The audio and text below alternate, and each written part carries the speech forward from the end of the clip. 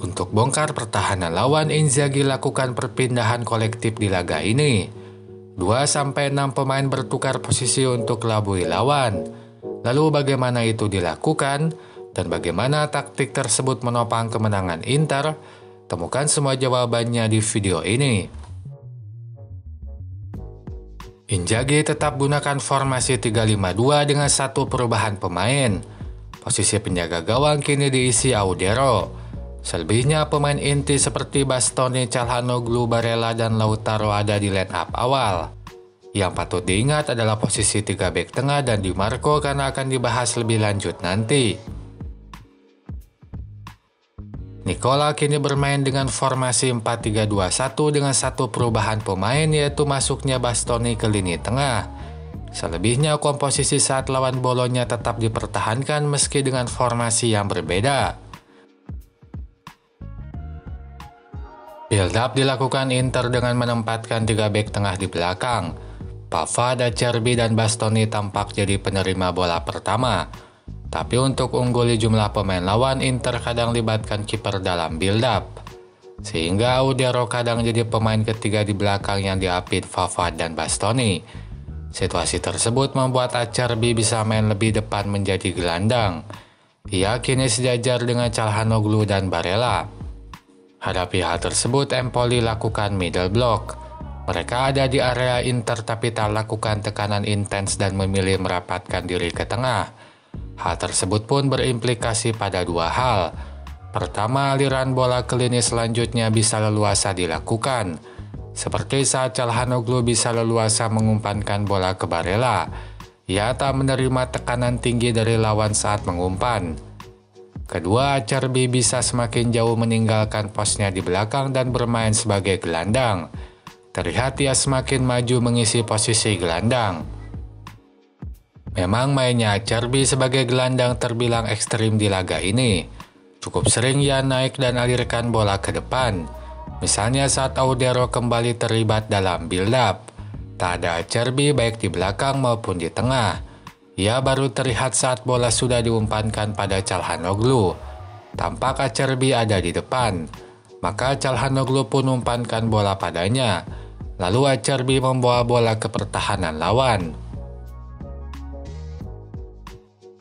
Baru saat bola sudah di tengah, tekanan sedikit ditingkatkan Empoli.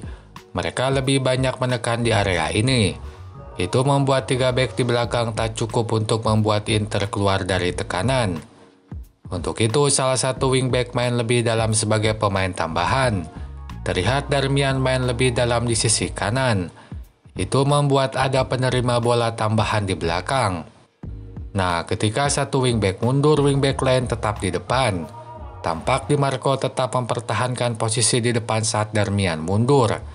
Itu dilakukan agar serangan lewat sisi lapangan yang Inter andalkan tetap berjalan sehingga satu wingback tetap main di depan. Taktik tersebut tampak di gol pertama dan kedua. Pada proses gol pertama, Darmian main lebih dalam di sisi kanan.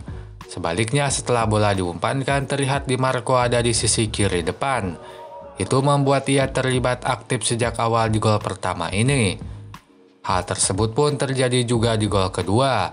Kembali Darmian main lebih dalam membantu 3 bek tengah lakukan build up. Lalu Darmian umpankan bola ke Sanchez.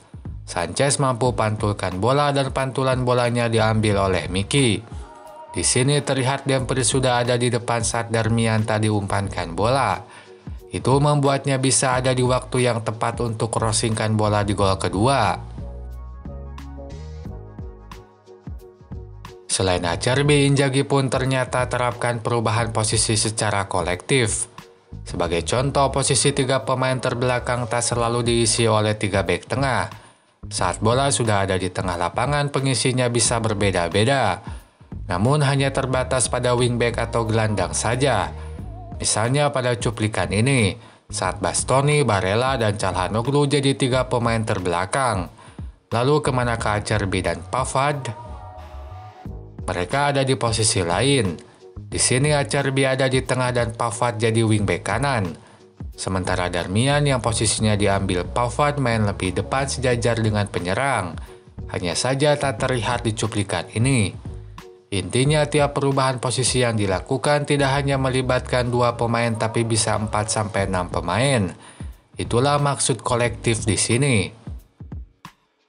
Maka jangan heran saat Bastoni dan Pavard yang bek tengah bisa maju ke sisi depan dan lakukan crossing. Sebab ada pemain lain di belakang yang gantikan mereka. Itu seperti pada gol pertama. Bastoni bisa lakukan crossing ke Di Marco sebab ada pemain lain yang gantikan perannya amankan pertahanan di belakang. Namun yang paling ekstrim di laga ini adalah pertukaran posisi antara penyerang dan bek tengah. Pada cuplikan ini Pavard ada di depan tengah bersama Thuram. Lalu kenapa dia ada di situ? Sebelumnya Pavard bertukar posisi dengan Darmian sehingga Darmian bek tengah dan Pavard wingback kanan. Lalu saat sudah di depan, Lautaro mengambil alih posisinya di sisi kanan sehingga membuatnya pindah ke depan tengah. Itu juga menjawab mengapa bisa Di Marco meninggalkan posisinya di sisi lapangan dan ada di depan tengah saat gol pertama. Sebab saat ia berpindah ke tengah, pemain lain akan mengisi sisi yang ia tinggalkan. Sehingga perpindahan posisinya tidak akan merusak formasi tim karena ini perpindahan kolektif. Nah, pemain yang gantikan Di Marco dalam situasi ini adalah Miki. Ia ada di sisi kiri saat Di Marco di depan tengah.